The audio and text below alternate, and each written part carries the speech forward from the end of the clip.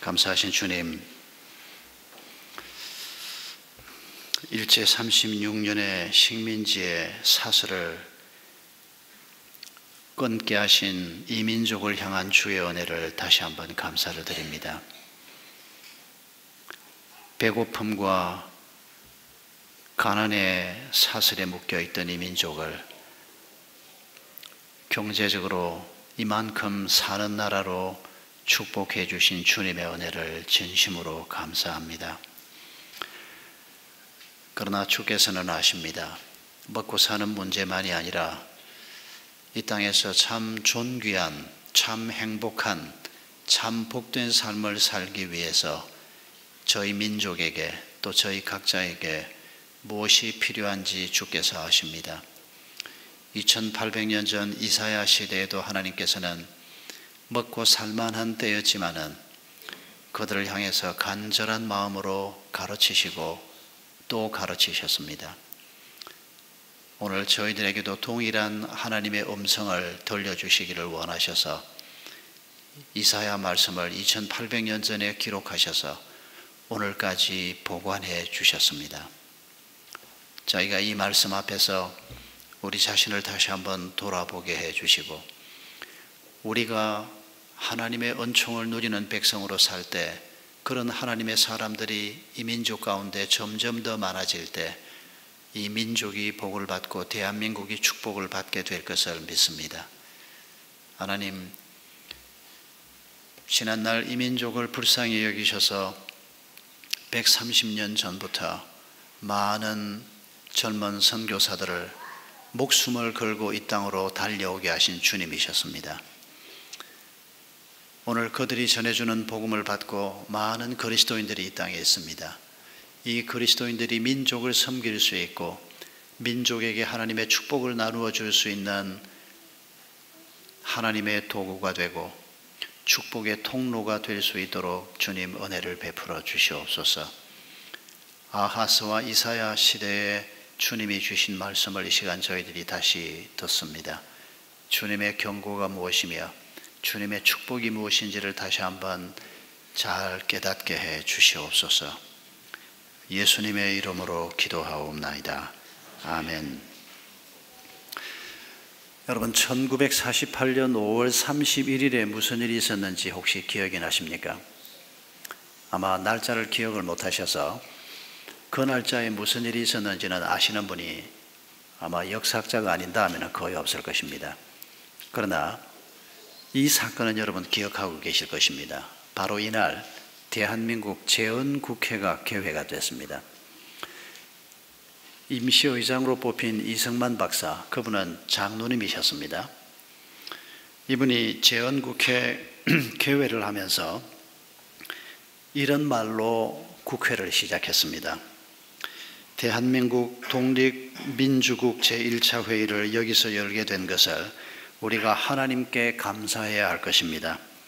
어떤 종교, 어떤 사상을 가지고 있든지 누구나 오늘을 당해서 사람의 힘만으로 된 것으로 자랑할 수 없을 것입니다. 그러므로 하나님에게 기도드리지 않을 수 없습니다. 우리가 다 성심으로 일어나 하나님에게 감사를 드릴 터인데 이윤영 의원 나오셔서 간단한 말씀으로 기도를 올려주시기 바랍니다. 앞자리에 앉아있던 이윤영 의원이 나오셔서, 이분은 목사님이십니다. 이분이 나와서 하나님 앞에 감사 기도를 올리는 것으로 1948년 5월 31일 대한민국의 재헌국회가 개회됐습니다. 그때 수많은 그리스도인들은 이 땅이, 대한민국이란 나라가 비록 남쪽 반만이라도 이스라엘 같은 나라가 될 것으로 기대하고 감격하고 눈물을 흘렸습니다. 왜냐하면 하나님께서 우리 대한민국 조선 땅에 복음을 주시고, 그리고 1906년 7년에 놀라운 부흥을 주셨습니다. 그때가 바로 일제 침략이 시작되던 때입니다. 1910년에 한일합방 국채가 이루어지지 않습니까? 그런데 하나님께서 그 수치스러운 역사가 시작되기 전에 교회 부흥을 주셨습니다. 국난을 극복하고 민족이 말살될 수도 있는 그 어려움 앞에서 교회가 그리스도인들이 튼튼하게 서가는 축복을 주신 것입니다.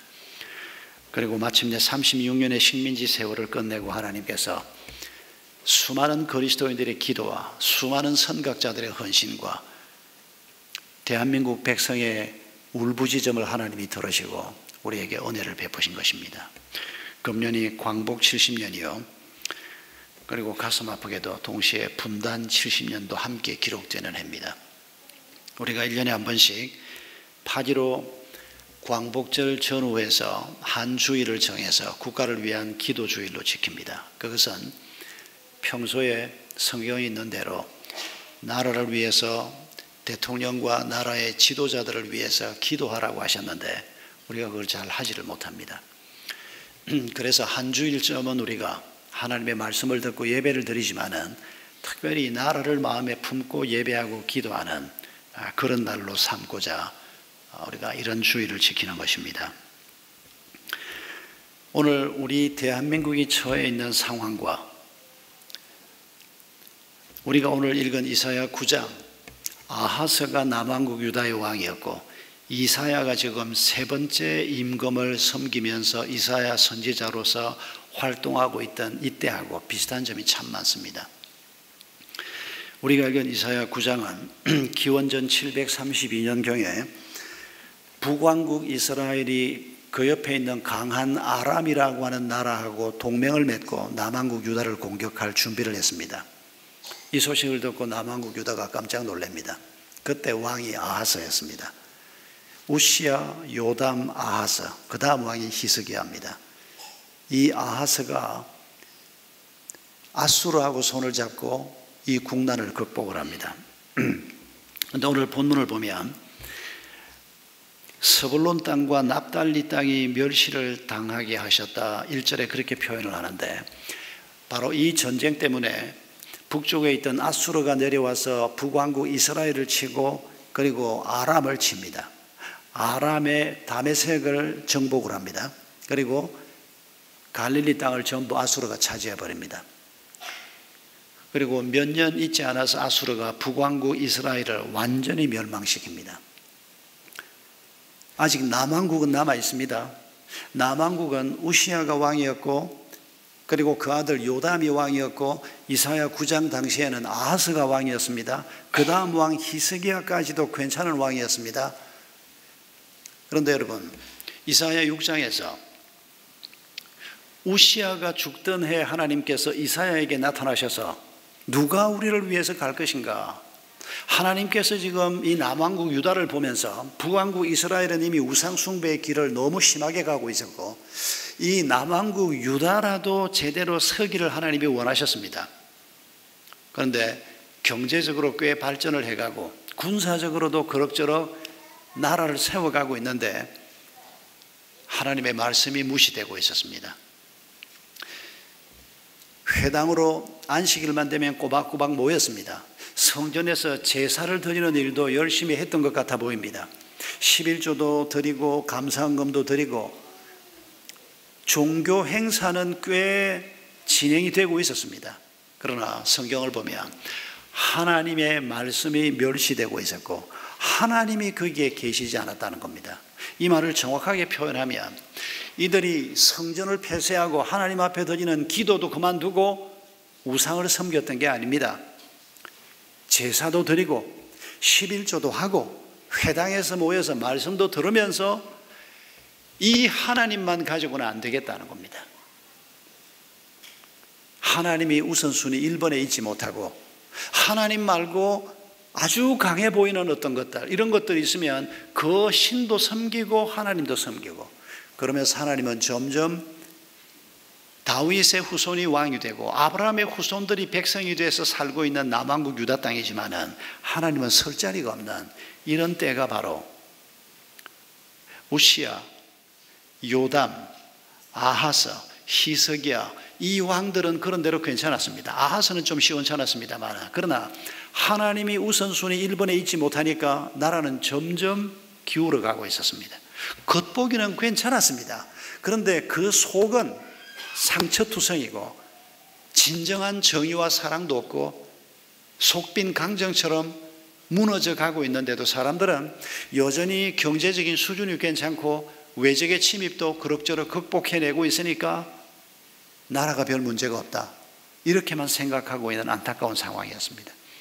그래서 하나님께서 우시야 왕이 죽던 해에 이사야에게 성전에서 나타나셔서 그 답답한 마음을 토로하시면서 누가 우리를 위해서 갈까?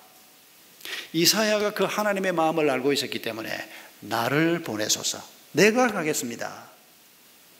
이사야 하나만 가라는 얘기가 아닙니다. 이사야를 통해서 전해지는, 그리고 또 다른 선지자들을 통해서 전해지는 말씀을 들으면서 모든 백성들이 하나님과 새로운 관계 속에 들어오기를 원하는 그런 메시지를 하나님께서 정하신 것이었습니다. 이틀 전에 샘물교회에서 함께 신앙생활을 했던 한 자매에게 메일을 받았습니다. 참 가슴 아픈 내용이었습니다. 그 메일의 일부를 여러분하고 잠깐 함께 나누고 싶습니다. 이런 내용입니다. 저희 아빠는 교회에서 사찰 집사님으로 평생을 사셨습니다. 사찰의 딸로서 교회 안에서 목사님들과 교회 리더들의 민낯을 보면서 산다는 것은 은혜이기보다는 큰 상처가 됐던 것이 저의 지난날의 삶이었습니다. 아빠가 돌아가시기 전에 마지막으로 사찰로 섬겼던 교회 당회장 목사님은 저희 아빠는 사찰이고 자신은 당회장이기 때문에 같은 화장실을 쓸 수도 없고 같은 식탁에서 밥을 먹지도 못한다고 주장하는 분이었습니다. 그래서 목사님이 쓰는 화장실에 우리 아빠는 절대 들어가지 못했고, 목사님이 식탁에 앉아 있을 때는 그 식탁에 절대 앉을 수가 없었습니다. 눈이 오는 날 목사님 차에 눈이 쌓여 있거나 목사님 집 앞에 눈이 치워져 있지 않으면 아빠에게 불후령이 떨어졌습니다. 아빠에게는 스트레스가 정말 많았습니다. 그리고 얼마 후에 스트레스성 급성간경화로 돌아가셨습니다. 물론 그 교회에서 받은 스트레스 때문에만 돌아가셨다고 생각하지는 않습니다만은, 그러나 아버지의 상황이나 우리 가족의 상황은 참 힘들었습니다. 아버지가 마지막에 유언처럼 가족들에게 남겼던 말씀이 내가 목사님을 용서했으니 너희도 목사님을 용서하라 였습니다. 그런데 그 용서가 참 쉽지 않았습니다. 7년 동안 아버지가 그 교회에서 사찰로 일하는 동안에, 그리고 아버지가 돌아가신 후에 방황하던 4년 동안, 무려 11년 동안 자신의 기도는 하나님, 사랑하고 존경할 수 있는 목사님과 교회를 주십시오 였습니다. 그러다가 버스를 타고 지나가다가 교회 간판을 보고 마음이 끌려서 들어갔던 샘물교회, 그 교회를 잊을 수가 없습니다. 샘물교회를 만나고 제가 어렸을 때부터 20대 중반까지 받았던 모든 상처가 치유가 됐습니다. 때로는 그 상처가 감사가 될 만큼 하나님의 큰 은혜가 있어서 감사했습니다. 이런 내용이었습니다. 지금은 결혼을 해서 다른 교회를 다니고 있는 자매인데, 청년으로 교회를 다니고 있을 때 믿음이 좋고 모든 문제를 잘 극복하고 있는 사람이라고만 생각을 했는데 20대 중반까지 이런 큰 아픔을 가지고 있었던 것을 세월이 많이 지나서 다른 일로 연락을 하는 중에 이렇게 듣게 됐습니다. 이 자매의 간증을 보면 분명히 거기에 교회 공동체가 있었습니다. 거기에 예배가 있었습니다. 거기에 목사도 있었고 장로도 있었고 하나님의 사람이라고 불리우는 사람들이 거기에 있었습니다. 그러나 거기에 하나님은 우선순위 1번이 아니었습니다. 하나님의 진리가 우선순위 1번이 아니었습니다.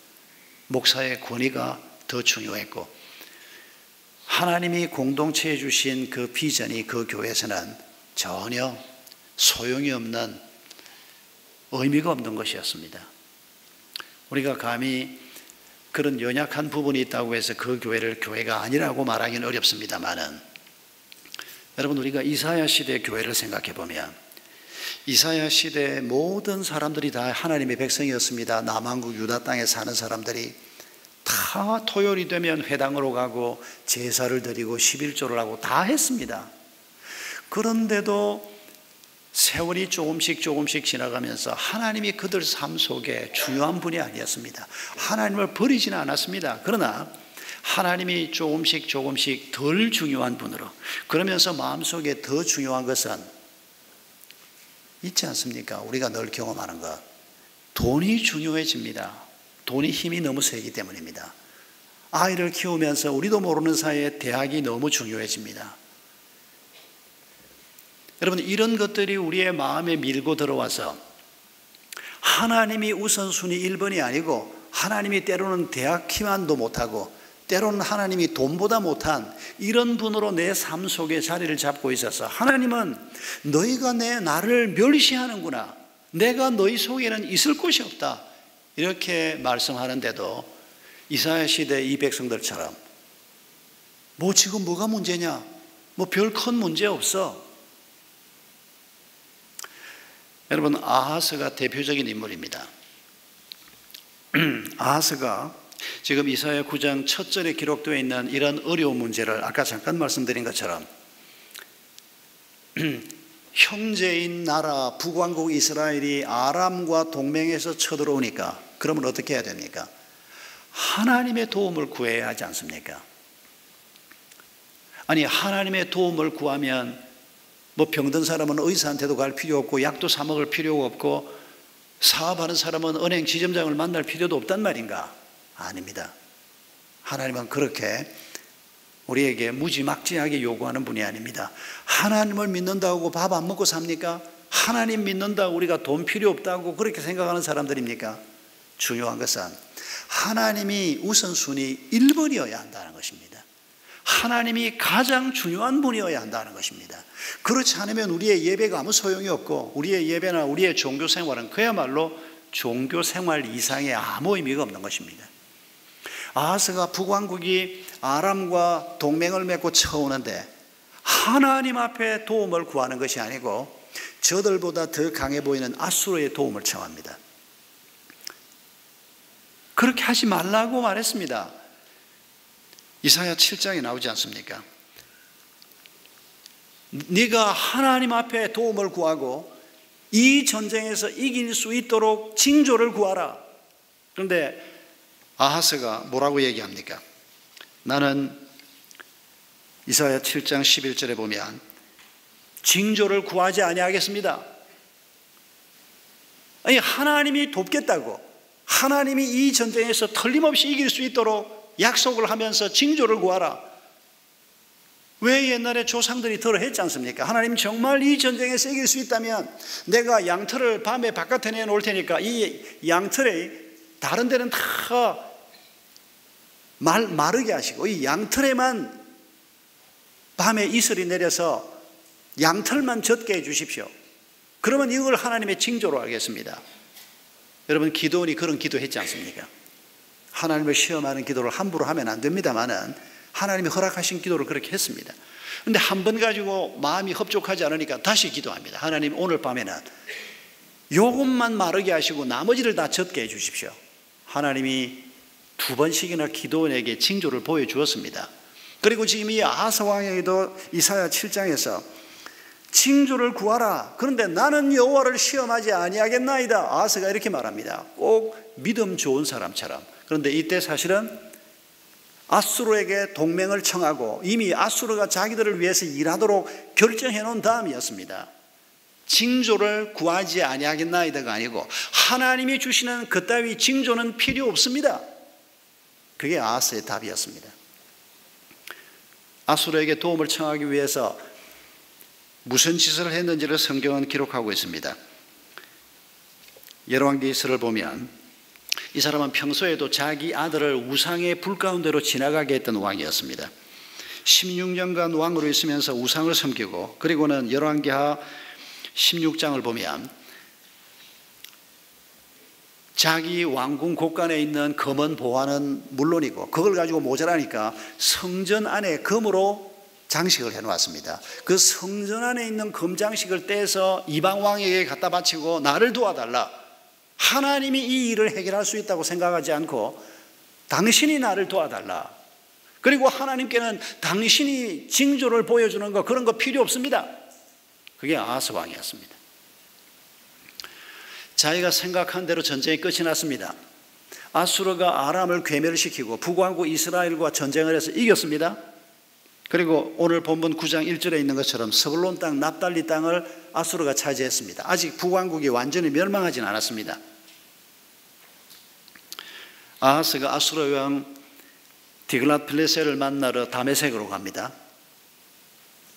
그 다메섹에 가서 이 사람이 무슨 짓을 하는 거니까 열왕기하 16장을 보면 그 다메섹에 만들어져 있는 제단을 보고 이 제단이 무슨 제단인가 하니까 아수르 왕이 만들어 놓은 자기가 섬기는 신의 제단입니다. 망한 아람의 제단이 아닙니다.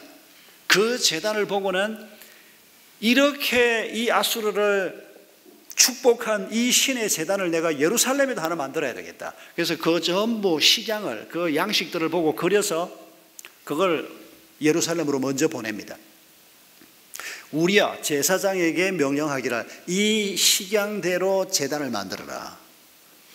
그리고 아하스 왕이 예루살렘에 돌아왔을 때 얼마나 급하게 공사를 했는지 제단이 벌써 만들어져 있었습니다. 아하스가 그 제단에서 또 제사를 드립니다. 하나님에게도 제사하고 그 제단에서 또 제사를 하는, 여러분 이 아하스라고 하는 인물을 절대 잊어버리지 마십시오. 이게 우리 모습일 가능성이 많기 때문입니다. 너 하나님 버린 거 아니야. 너 하나님께 기도도 가끔씩 하고 주일 되면 그래도 별일 없으면 교회 가려고 하고 내가 그래도 헌금도 좀 하고 내가 하나님 버린 적 없고 내가 하나님을 멸시한 적도 없어. 우리는 그렇게 말할지 모르지만은 여러분 정말 그게 하나님을 멸시하지 않는 걸까요? 여러분 우리가 부부관계를 생각해 보면 쉽게 알 수 있습니다. 결혼하려고 하는 사람이 아내 되려고 하는 사람에게 내가 당신을 좋아하고 당신을 사랑하고 당신하고 결혼하고 싶은데 그러나 평생을 살면서 어떻게 당신만 좋아할 수 있겠냐? 다른 사람들도 좀 사랑하고 좋아하면서 그러나 당신을 위해서 애를 많이 쓸 테니까 우리가 결혼해서 가정을 한번 이루어 보자. 그렇게 해서 가정이 될까요? 여러분 결혼이라고 하는 것은 하나님 안에서 서로가 서로에게 최우선순위 2번 자리를 내주는 겁니다. 1번은 하나님이고 세상에 수많은 여자가 있고 수많은 남자가 있고 내 아내보다 내 남편보다 더 괜찮은 사람도 수없이 많이 있지만은 결혼이라고 하는 것은 하나님이 말씀하신 이 혼인은 내가 이 사람을 위해서 하나님 다음 자리에 이 사람을 갖다 놓고 섬기고 돕겠다. 그게 결혼 아닙니까? 그래야 가정이 이루어지는 겁니다. 하나님하고 우리가 새로운 관계를 맺겠다고 하면서 하나님이 내 삶의 우선순위 1번이 아니고 하나님한테는 뭐가 좀 다 맡겨놓으면 불안하기도 하고 하나님께 내 인생을 맡기고 내 자녀를 맡긴다 그러면 뭐 고난이 축복이라나 어쩐다나 무슨 짓을 하실지 안심이 안 되니까 내가 맡길 만큼은 맡기지만은 중요한 건 제발 하나님이 내 말을 좀 들어주었으면. 여러분 이게 우리가 안고 있는 완악함이요 강팍함입니다. 아하스가 딱 그런 사람이었습니다. 아하스뿐 아니라 그 시대 이스라엘 백성들이 딱 그런 사람이었습니다. 그러니까 하나님께서 그들을 경고하시면서 뭐라고 말씀합니까? 너희들이 하나님을 우선순위 1번에 두지 못하고 하나님의 말씀을 멸시하고 이렇게 마음대로 살면 너희들에게 징벌이 임할 것이다. 너희 집들이 무너질 것이고 성벽이 무너질 것이고 이런 훈계의 말씀을 주님이 주지 않습니까? 그런데 이 사람들은 뭐라고 얘기합니까? 이사야 9장 10절을 보면 벽돌이 무너지면 우리가 다듬은 돌 사다가 쌓으면 되고 뽕나무가 뽑혀 찍혀 나가고 없으면 레바논에서 더 좋은 백향목 사다가 심으면 되고 왜냐하면 아직도 돈이 있기 때문입니다. 왜냐하면 아직까지 나라가 완전히 망하지는 않고 있기 때문입니다. 아직도 하나님의 긍휼로 하나님의 인내하심으로 나라가 서 있는 줄 모르고 아직 내 손에 돈이 좀 있고 아직도 주변에 하나님 알지 못하는 사람들이 도와달라 그러니까 와서 도와주고 그들이 결국 다 삼켜버리려고 하는데도 그걸 알지 못하고 하나님을 무시하고 이들은 강팍한 소리를 하는 겁니다. 하나님이 그런 거 안 주시면 뭐 더 좋은 거 내가 사서 누리고 쓰면 되지. 여러분 이사야 9장 10절에 정확하게 기록되어 있는 표현입니다. 여러분, 이런 이스라엘 백성들을 향해서 하나님께서 말씀하십니다. 흑암에 행하던 백성이 큰 빛을 보고 사망의 그늘진 땅에 거주하던 자에게 빛이 비치도다. 주께서 이 나라를 창성하게 하시며 그 즐거움을 더하게 하셨으므로 추수하는 즐거움과 탈취물을 나눌 때 즐거움같이 그들이 주 앞에서 즐거워하오니. 지금 이렇게 고통받고 있지만 하나님께서 그 고통이 즐거움으로, 기쁨으로 바뀌게 하겠다는 것입니다. 지금 잠깐 그들이 누리고 있는, 하나님을 떠나서 누리고 있는 그 기쁨을 기쁨이라고 하지 말고 하나님에게로 돌아와서 하나님이 공급하시는 그 즐거움과 기쁨을 누리라고 하나님께서 이렇게 간곡하게 말씀하시면서 오늘 우리에게 주신 놀라운 말씀 중에 하나가 6절 이하의 말씀입니다. 하나님께서 새로운 세상을 열어줄 것을 말씀하시면서 여러 가지 약속의 말씀을 주셨습니다. 그들의 무겁게 맨 멍에와 그들의 어깨의 채찍과 그 압제자의 막대기를 주께서 꺾으실 것이라고 말씀하셨고, 어지러이 싸우는 군인들의 신과 피 묻은 그 도시 불에 섭같이 살라지고 평화가 임할 것이라고 말씀하셨는데, 이 일이 어떻게 완벽하게 이루어지는가 하니까 우리 가운데 태어나는 한 아기로 인해서 이루어진다고 6절 이하에서 말씀하고 있습니다.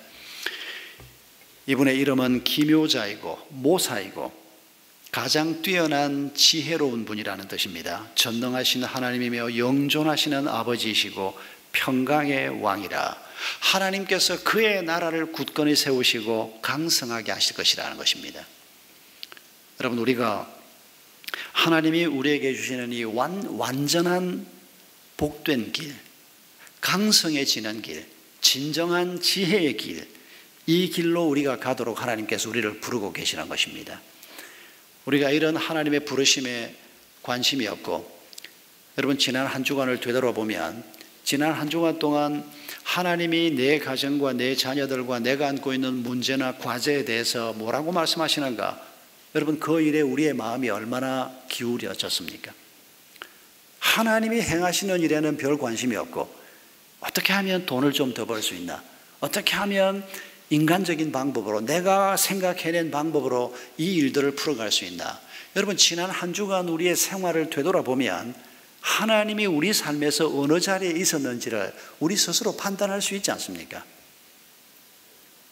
여러분, 하나님은 가장 좋은 길로 우리를 인도하기를 원하십니다. 우리에게 가장 큰 즐거움과 기쁨을 주시기를 원하십니다. 여러분, 우리가 조금만 생각해 보면, 조금만 상식이 있는 사람이면 좋은 집 샀다고, 좋은 음식 먹는다고, 좋은 차 있다고, 어디든지 휴가 갈 수 있는 돈 있다고 행복한 가정을 만들 수 있는 것 아니라는 우리가 알지 않습니까?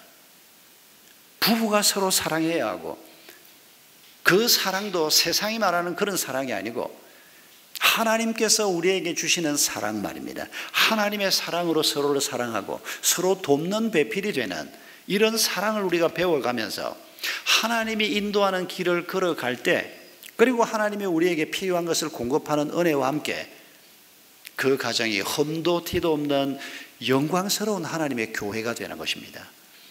여러분, 이런 하나님이 인도하는 완벽한 길이 아기 예수, 아기로 이 땅에 오시는 십자가를 지신 예수 그리스도, 죽음을 이기시고 부활하신 예수 그리스도를 통해서 우리에게 오시는 것입니다. 주어지는 것입니다.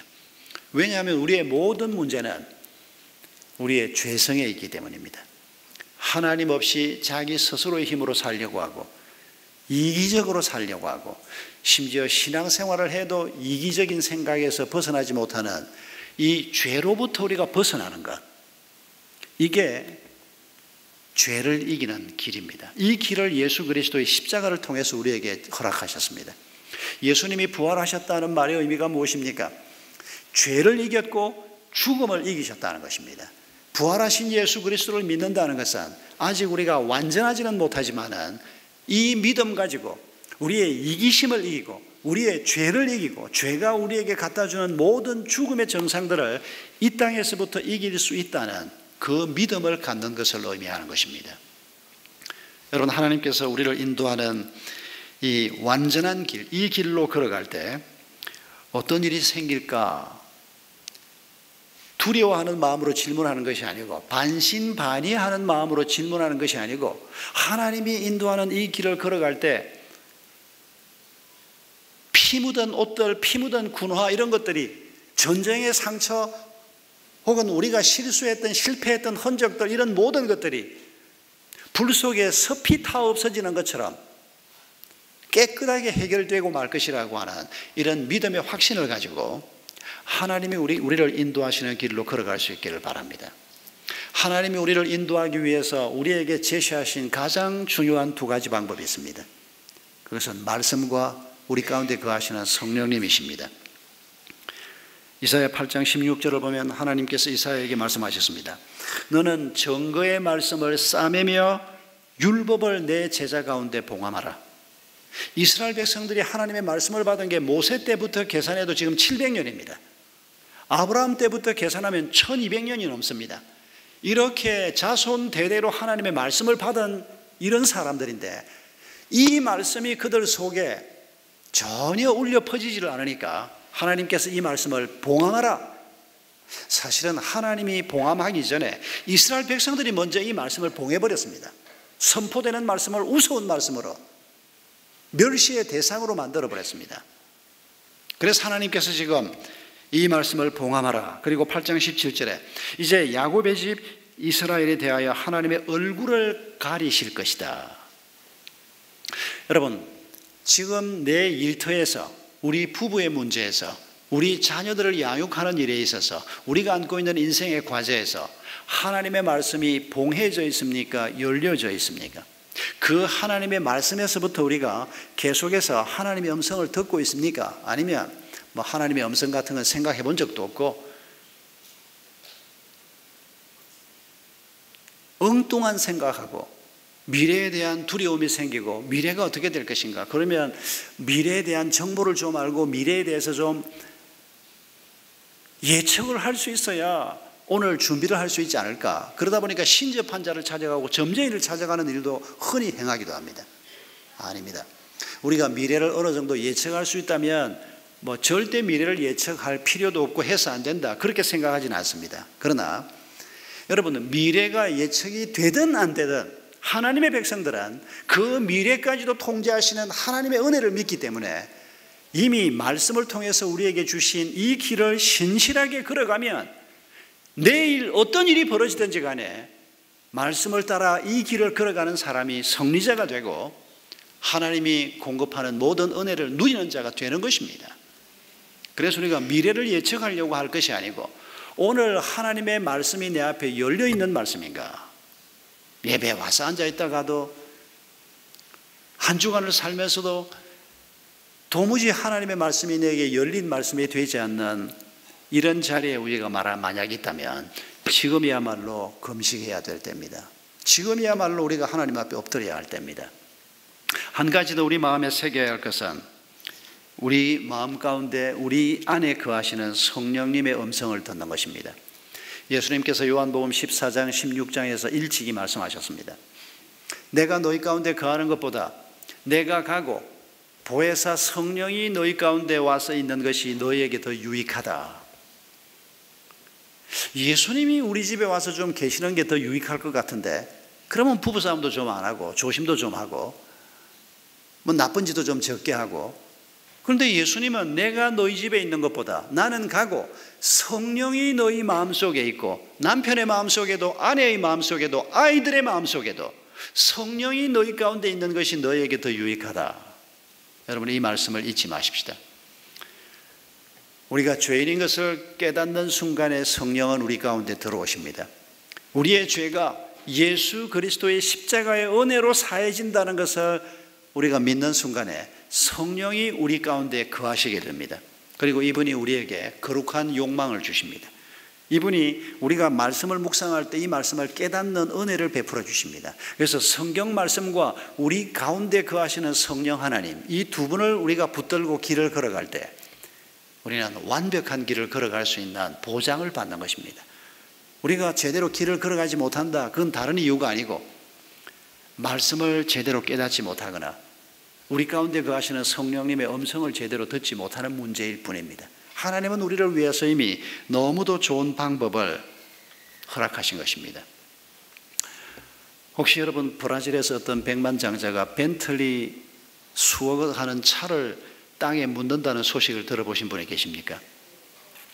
아마 그런 동영상을 받아보신 분들이 들어 계실 겁니다. 깜짝 놀라서 이게 무슨 소린가 하고 저도 읽었지 않습니까? 벤틀리가 얼마나 비싼 차입니까? 제가 알기로 적어도 한 3, 4억 이상 차 한 대 값이 그런 비싼 차인데 그걸 땅에다가 묻는다는 겁니다. 이 소문이 점점 퍼져나가니까 브라질 사람들이 욕을 하기 시작했답니다. 지가 돈이 많으면 그렇지 왜 그걸 묻어? 이 부자가 한 말은 이런 말이었습니다. 이집트 사람들은 자기가 좋아하는 보물을 땅에 묻으면 행운이 온다고 해서 나는 내가 가지고 있는 벤틀리를 땅에 묻겠다고. 이 소문을 듣는 사람들이 계속해서 이 부자를 욕을 했답니다. 그리고 벤틀리를 자기 집 마당에 묻는 그날 기자를 불렀습니다. 그리고 벤틀리를 옆에 세워놓고 마당에 벤틀리를 묻겠다고 하면서 땅을 한 삽을 한술 딱 퍼고 난 다음에 이 부자가 이렇게 말했답니다. 여러분들은 벤틀리를 땅에 묻는다고 해서 이렇게 욕을 하면서 여러분의 장기는 차보다 더 귀한데 왜 땅에 묻어서 다 썩힙니까? 여러분의 장기가 있으면 살아날 사람들이 얼마나 많은데 그걸 땅에 묻습니까? 사실은 이게 알고 보니까 장기 기정운동 브라질 본부에서 장기 기정 많이 하라고 퍼포먼스를 한 거였습니다. 이 동영상이 퍼져나가고 언론에서 이 얘기가 퍼져나가고 난 그 해에 작년인지 재작년인지 브라질의 장기 기정이 30% 이상 급증했답니다. 여러분, 제가 이걸 엊그제 누가 보내줘서 몇 번을 봤습니다. 하도 재미있어서. 그리고 이런 생각을 했습니다. 하나님이 우리에게 주신 벤틀리하고도 비교가 되지 않고 어떤 선행과도 비교가 되지 않는 완벽한 하나님의 말씀이 우리 앞에 있고 완벽한 하나님의 방법이 우리 앞에 있는데 이걸 우리가 땅에 묻고 삽니다. 그냥 다 봉해놓고 삽니다. 일주일이 지나도 2주일이 지나도 다 봉해놓고 그냥 말씀에 대한 관심은 겨우 교회 한번 와서 설교 듣는 것으로 전부 퉁치려고 합니다. 그냥 보물이면 그렇게 할 수 없습니다. 여러분, 벤틀리를 묻으려고 했던 이 부자를 생각하면서 하나님의 말씀과 성령의 음성을 땅에 묻는, 그리고도 내가 그리스도인으로 산다, 이런 아하스 시대 유다 백성 같은 이런 어리석은 백성이 되지 않도록 우리 자신을 다시 한번 돌아보십시다. 우리가 하나님의 말씀 앞에 이렇게 깨어있는 말씀을 붙들고 성령의 음성에 귀를 기울이면서 하나님의 은혜를 누리고 우리가 이 땅의 삶을 살면 우리가 복의 통로가 되어서 우리 직장에, 우리 주변 사람들에게, 그리고 우리 민족에게 우리를 통해서 이 복이 흘러가는 놀라운 은혜가 있을 것입니다. 하나님께서 대한민국을 강성하게 해주겠다고 약속하지는 않았습니다. 그러나 하나님의 백성들의 나라는 하나님께서 강성하게 하겠다고 약속하셨습니다. 대한민국이 이스라엘은 아니지만은, 그러나 대한민국이 우리가 죽을 때까지 우리 대부분이 살아야 하는 나라입니다. 우리의 자녀들이 살아야 하는 나라입니다. 이 나라가 정말 진정한 의미의 강성한 나라가 된다면 그것은 우리가 강성한 하나님 나라 백성이 되는 길일 것입니다. 우리를 통해서 우리 민족이 복을 받게 하소서. 오늘도 우리가 이런 기도와 함께 오늘은 헌신 찬송 대신에 애국가를 하나님 앞에 올려드리면서 우리의 조국을 위한 기도의 마음으로 함께 애국가를 제창하겠습니다.